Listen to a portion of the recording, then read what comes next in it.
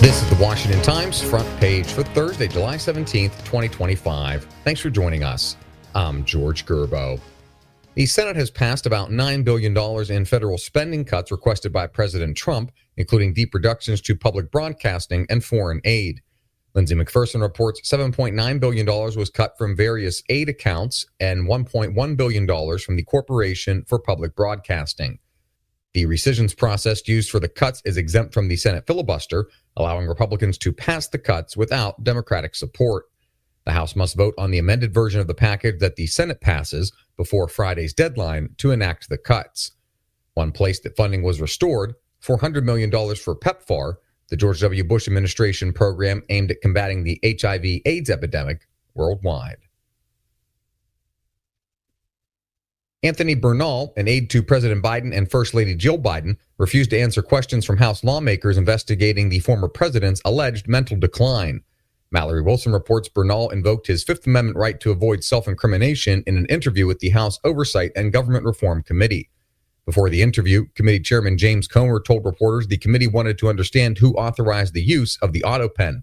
Republican lawmakers have claimed some pardons and executive orders signed by the auto pen instead of the president himself could be void. California Senator Adam Schiff has been referred to the Justice Department for prosecution regarding mortgage documents in which he claimed primary residences in 2 states. Jeff Murdoch reports the Democrat is alleged to have falsified bank documents and property records by designating a home he owns with his wife in Potomac, Maryland, as their primary residence. The designation reduced their mortgage payments from 2013 to 2019. During the same period, Schiff took a tax exemption on a condo in Burbank, near Los Angeles, by claiming it was his primary residence, saving himself roughly $7,000.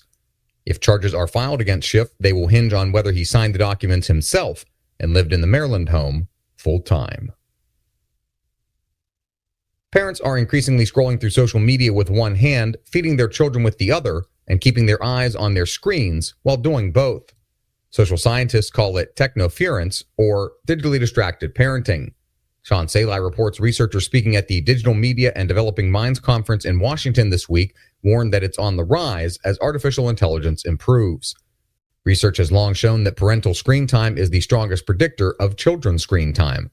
Children up to age 8 are now averaging 3.8 hours daily of recreational screen time, far more than recommended, as they mimic the habits of their parents. And finally, South Korea's new government plans to take over wartime operational control of South Korean troops from the United States within 5 years. Andrew Salmon reports the directive from Lee Jae-myung's administration was revealed at a National Assembly hearing. The transfer would spell the end of the U.S.-led Combined Forces Command. Few say they believe U.S. forces would fight under South Korean command. Even if U.S. forces in Korea are reduced or nixed, Seoul and Washington will remain linked via their 1953 Mutual Defense Treaty.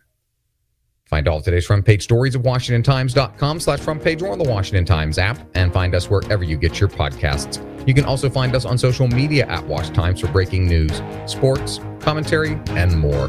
For the Washington Times, I'm George Gerbo.